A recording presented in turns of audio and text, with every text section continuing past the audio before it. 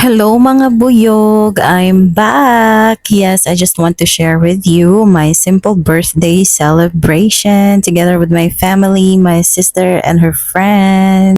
Happy birthday to you.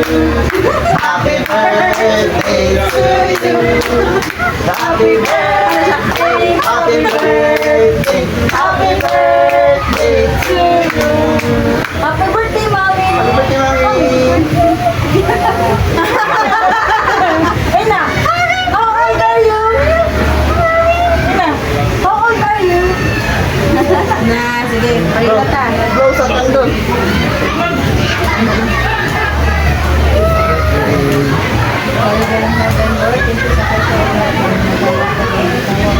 Yun na nga, natumba yung cellphone ko habang nagpe-pray ako sa pagkain namin. And ito pala yung mga hinanda ng husband ko for me. Yan yung mango cake nila. It's so delicious. It's not that sweet. And pampano, chicken, buttered shrimp, and then pansit bihon. Tsaka may pipino din akong yan, lechon. Dala ng kapatid ko. Tsaka watermelon. Yan lang yung namin kasi 5 lang naman kami and then 6 pala including yung niece ng husband ko. So, yeah, super simple lang. So, thank you pala Dada for always celebrating my any occasions na birthday ko man or Mother's Day. Thank you. And yan, yung tita, yung kapatid ko na tita ng anak ko, malamang. So, ano pala siya? Nagsa-sunscreen dyan. Oh, sis, nagpapabida na naman. Buti na lang talaga na sa time na to, pagdating namin, wala pang nagpapa-music na sa kabilang cottage kasi after that or after this, talagang bongga yung music ng kabilang cottage. Siya lang ang nagpa-music kasi walang makakadaig sa music niya. And yan, diretso na sa pool ang aking baby love. Na love din ng kanyang tita. Hindi to masyadong malaki guys. It's not that small naman. Pero it's not that big. Basta nasa ano lang siya. Wala pa kasi masyadong tao kasi mga 12 or 11 a.m. pa to nung dumating kami. So may kids dyan. May maliit din na space para sa mas maliliit pa na kids talaga. Ito pa yung pool na open nila. And you know what anak? Yung salbabida na yan, as in takot na takot ka dyan. Buti na lang ngayon hindi ka na umiyak. Kasi dati anong hindi ka pa 2 years old, mga 1 year old, 1 year and 5 months, 8 months. Ewan ko na lang, pag pinapakita na namin sa'yo yan, iyak ka ng iyak. Grabe yung parang takot na takot ka sa iyak mo. Buti na lang talaga this time. Hindi ka na hindi ka na natakot. Sobrang tagal na din ang floater na yan sa atin or salbabida. Ang guling ng boto. Tingnan nyo guys. 'Di ba?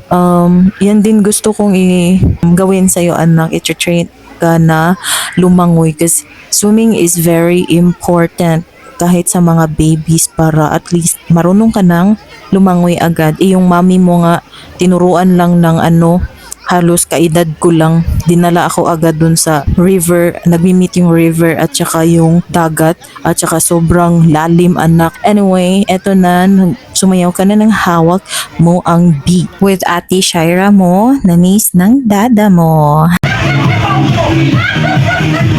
Mabasa na!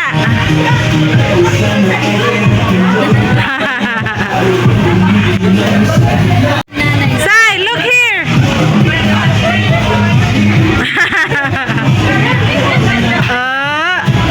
Balik na naman tayo sa pagre-record ng voice audio natin kasi malakas talaga yung music nila pero okay lang naman sa akin kasi at least sila lang, isang music lang yung maririnig ng mga tao. And yes, by the way, yung nabayaran namin dito mga buyog, total amount was 2,200 lang kasi 150 per head, 400 corkage for all the foods combined, and 1,200 doon sa cottage.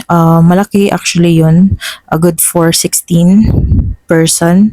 And so 1, 2. And then naka-discount pa nga kami dito ng 300 pesos kasi may promo sila na free yung dalawa. Kaya yung instead of a total of 2,600, yung nabayaran na lang was 2,300. And ito pala yung pangalawang pool nila. Mas bet ko to kasi mas walk ang bata, 'di ba?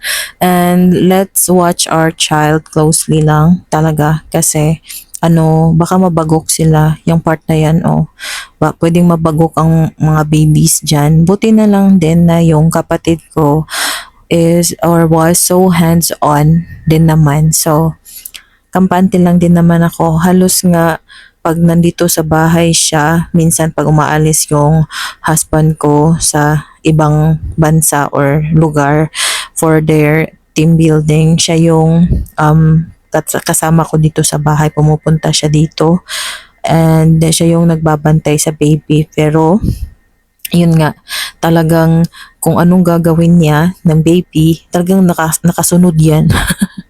Super. And enjoy na talaga ang anak ko. Akalain nyo from 11 a.m. until 5 p.m.